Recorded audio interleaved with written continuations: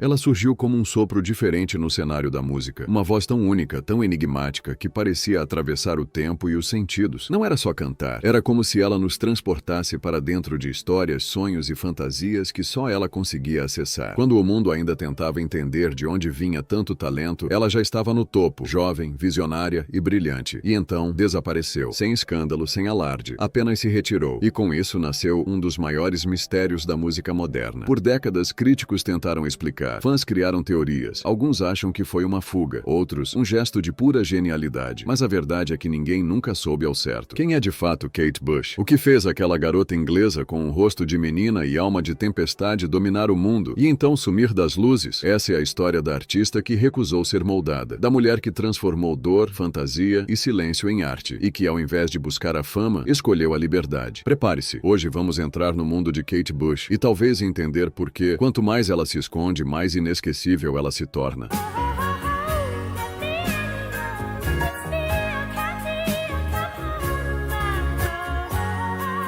Antes de ser um ícone, ela era apenas Catherine Kate Bush, nascida em 1958 na pacata Bexley Heath, sudeste da Inglaterra. Cresceu em uma típica casa de classe média inglesa, cercada por livros, música e silêncio criativo. Seu pai, Robert Bush, era médico e apaixonado por piano. Sua mãe, Hannah Daly, uma ex-dançarina irlandesa, trazia leveza e expressão ao lar. Juntos criaram um ambiente onde a arte era parte da rotina. Desde pequena, Kate se mostrava diferente. Enquanto outras crianças brincavam do lado de fora, ela mergulhava no próprio universo. Aos 11 anos já escrevia poemas com uma profundidade que assustava os adultos à sua volta. Começou a compor ao piano, misturando melodia e emoção como se fossem uma só coisa. Ela não criava apenas músicas, ela criava atmosferas, mundos, e como um diário secreto, guardava essas composições como quem esconde sonhos que ainda não estão prontos para o mundo. Ela costumava esconder fitas com gravações caseiras por toda a casa. Era como se cada música fosse um fragmento íntimo, uma extensão da própria alma. Foi então que o destino bateu à porta e com força. Um amigo da família, impressionado com o que ouvia, decidiu levar uma das fitas a um velho conhecido, David Gilmour, guitarrista do Pink Floyd. Ao escutar a voz frágil e misteriosa daquela adolescente, Gilmour soube imediatamente: aquilo era diferente, aquilo era puro. Ele financiou uma gravação profissional e apresentou o material à gravadora EMI. E em 1976, com apenas 18 anos, Kate Bush assinava seu primeiro contrato. Mas o que viria depois, ninguém estava preparado para ver. Era 1978. A indústria fonográfica britânica, dominada por bandas masculinas e sonoridades previsíveis, mal sabia que estava prestes a ser abalada por uma jovem de 19 anos, dona de uma voz que parecia ter atravessado o véu entre sonho e realidade. Kate Bush lançou seu primeiro álbum, The Kick Inside, e com ele uma canção que mudaria tudo, Wuthering Heights. No Brasil, a canção explodiu de verdade em 2022, ao ser resgatada pela série Stranger Things, reacendendo o interesse de toda uma nova geração e levando o single ao topo das paradas mundiais novamente.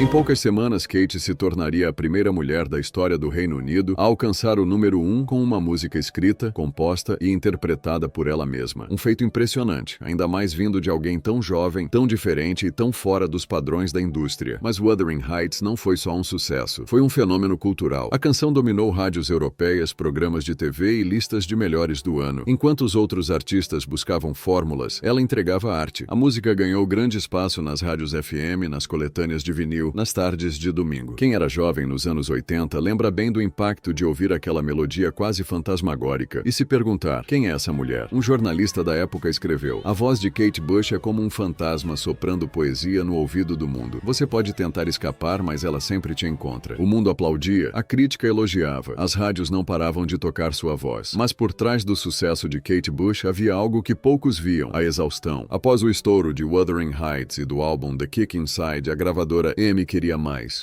discos, mais hits, mais Kate, e rápido. Ela mal havia processado o impacto de sua estreia quando foi empurrada de volta ao estúdio. Em menos de 9 meses veio à tona seu segundo álbum, Lionheart. Gravado às pressas em Nice, na França, Lionheart manteve o estilo dramático que já era sua marca. Músicas como Wow e Hammer Horror mostravam talento, mas algo havia mudado, e não era para melhor. O peso de ser diferente, genial e mulher dentro de uma indústria controlada por homens, tudo isso começou a cobrar um preço. Depois de sentir na pele o peso das expectativas, ela decidiu algo simples, porém ousado. Ela não ia mais agradar ninguém. Nascia então seu disco mais enigmático, intenso e difícil, The Dreaming, lançado em 1882. Pela primeira vez, Kate assumiu completamente a produção de um álbum. Não havia intermediários nem concessões. Era ela, sua mente e o som que nascia dela. O disco foi uma verdadeira experiência sensorial. Sons de portas batendo, respiração ofegante, gritos, instrumentos exóticos e o recém-lançado sampler Fairlight CMI. The Dreaming era como um labirinto musical e não havia saída fácil. Faixas como Set in Your Lap, Suspended in Gaffa e a própria The Dreaming desafiavam tudo que se esperava do pop britânico da época. Eram cruas, teatrais, quase desconfortáveis.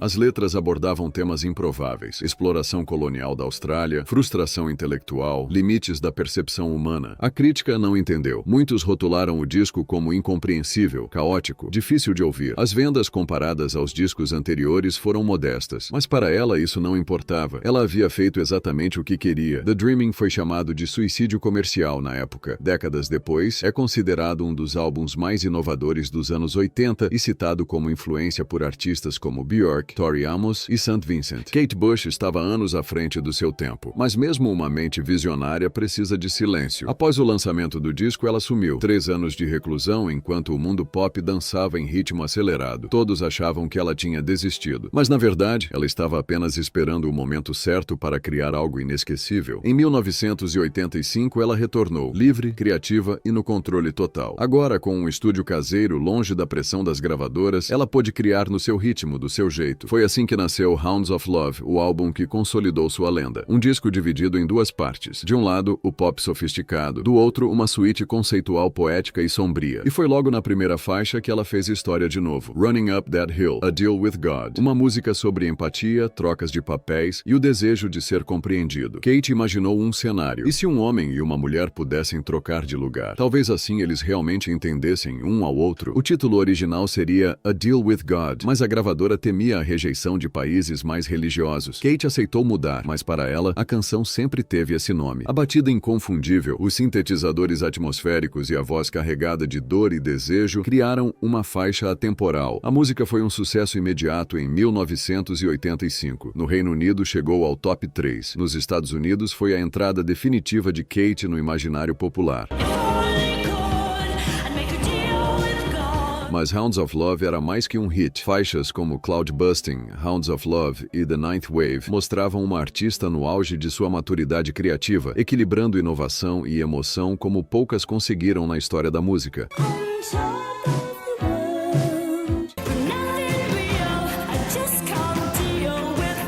Ela criou um universo próprio, onde pop, arte e poesia se entrelaçam, e convidou o mundo a habitar esse lugar com ela. Só que, como sempre, ao invés de se manter em evidência, ela escolheu o silêncio. Mas esse silêncio nunca foi vazio. Depois de alcançar o topo do mundo com Hounds of Love, Kate Bush fez algo que poucos artistas ousariam fazer. Ela desapareceu. Em vez de surfar no sucesso, lançar turnês globais ou alimentar os holofotes, ela recuou. O cansaço era real, a pressão da indústria constante, mas havia algo ainda mais profundo. Em 1992, sua mãe, Hannah Bush, faleceu. A dor do luto, somada à exaustão emocional e artística, a levou ao recolhimento. Pouco depois nasceu seu filho, Albert, carinhosamente chamado de Bertie, e ela tomou uma decisão que muitos não entenderam. Ela escolheu ser mãe em tempo integral. Longe dos palcos, longe dos lançamentos, longe do mundo. Durante mais de uma década, ela viveu como uma pessoa comum, sem redes sociais, sem entrevistas, sem lançar nenhum álbum. Para a maioria, ela simplesmente havia desaparecido. Foram 35 anos sem subir aos palcos, mas quando ela voltou, o mundo inteiro parou para vê-la. Em 2005, lançou o álbum duplo Aerial, um trabalho introspectivo, contemplativo, como se fosse um diário cantado. Nada de tendências, nada de pressa, apenas Kate sendo Kate. E então, em 2014, veio o momento que ninguém esperava, o retorno aos palcos. Foram 22 shows em Londres, todos esgotados em questão de minutos. Fãs do mundo inteiro viajaram para vê-la. Não havia luzes exageradas ou coreografias ensaiadas, apenas música, música, emoção e presença. Foi sua primeira turnê em 35 anos, e talvez a última. Desde então, Kate Bush voltou ao seu silêncio confortável, um silêncio cheio de significado, um silêncio onde, paradoxalmente, sua música nunca deixou de ecoar. Hoje, com 66 anos, ela vive reclusa em sua casa no interior da Inglaterra, próxima a Devon, cercada pela natureza, pela família e pela música. Bem, amigos, essa foi a história de Kate Bush. Qual música dela marcou a sua vida? Deixe nos comentários, compartilhe este vídeo e se inscreva para conhecer outras histórias que marcaram a música e o coração de uma geração inteira. Te aguardo em breve com outro vídeo. Até logo!